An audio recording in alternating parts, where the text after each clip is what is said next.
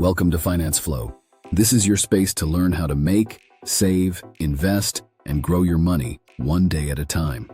Today, we're diving into an innovative strategy that can help you achieve 5 figures in monthly income.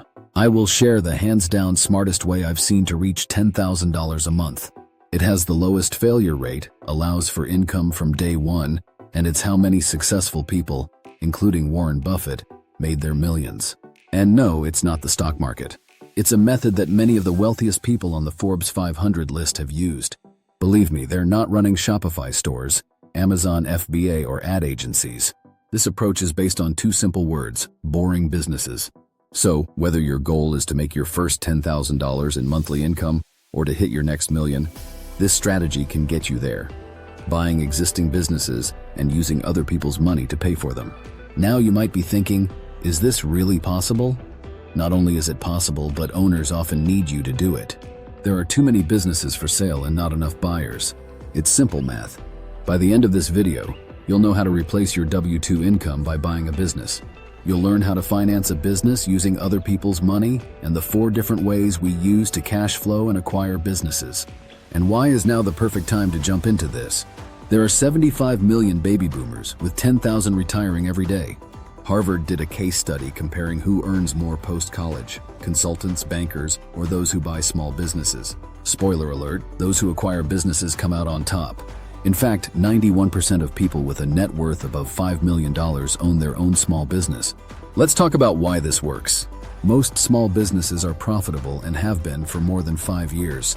The Lindy effect tells us that the longer something has been around, the more likely it is to continue to exist. A small business that's been operating for 10 years is less risky than starting a brand new venture where you might spend a lot of money and time only to hope it succeeds. Now, there are a few reasons people don't take advantage of this opportunity. First, they don't know it exists. Wall Street firms don't advertise it because they want to buy up all the businesses themselves. Second, most people don't know how to find businesses to buy. They're not aware that there are profitable small businesses all around them waiting to be bought. Third, they don't know the steps to buy a business. Finally, the number 1 roadblock: money. People believe they can't buy a business because they don't have the cash. But that's not true, and I'll show you how. Here's an example. My friend bought an internet business called approachment.com for $0 down. The business was making $60,000 a year in profit.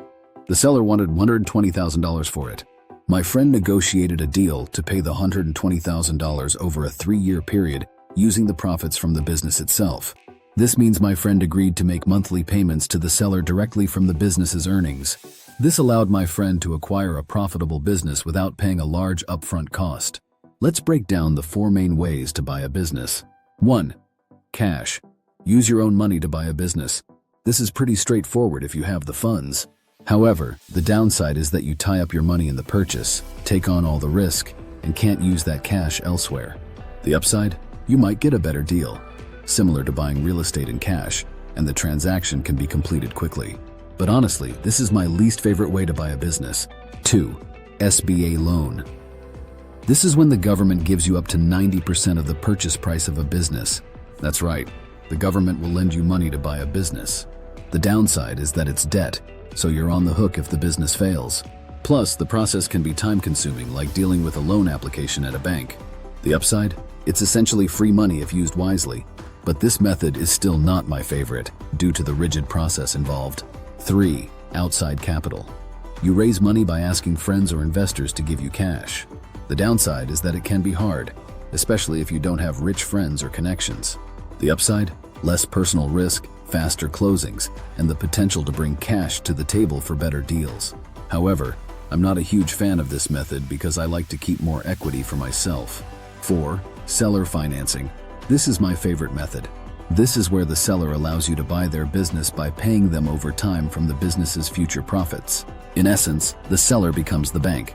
This method is very common, with about 60% of small business sales using seller financing. The downside? It can take longer to negotiate, and not every seller is open to it. The upside? You need far less cash up front, sometimes even zero. You can also set your terms, which is much more flexible than bank financing. Here's another example. Hannah Ingram bought a car wash making $140,000 a year when she was only 22 for $0 down. She negotiated with the seller to pay for the business over time, using the profits generated by the business itself. Then there's Johnny, who bought a business with $250,000 in annual revenue for just a couple of $1,000 using a similar method.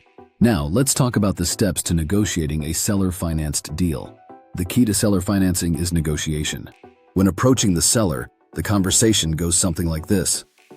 You've built a business that fits perfectly with what we do, but most businesses are bought and sold with something called seller financing.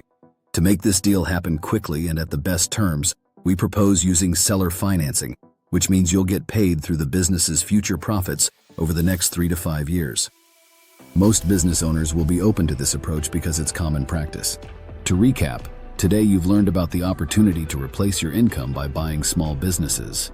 You've seen examples of how to finance these acquisitions using little to no money down, and you now understand how to negotiate seller financing. Now it's your turn. Drop a comment below and share where you're at in your financial journey, or tell us about your latest win. We're here to support you every step of the way. Don't forget to like, subscribe, and check out the exclusive resources in the description. For even more support, join our Patreon community to access exclusive content and tools and connect with a network of go-getters like you.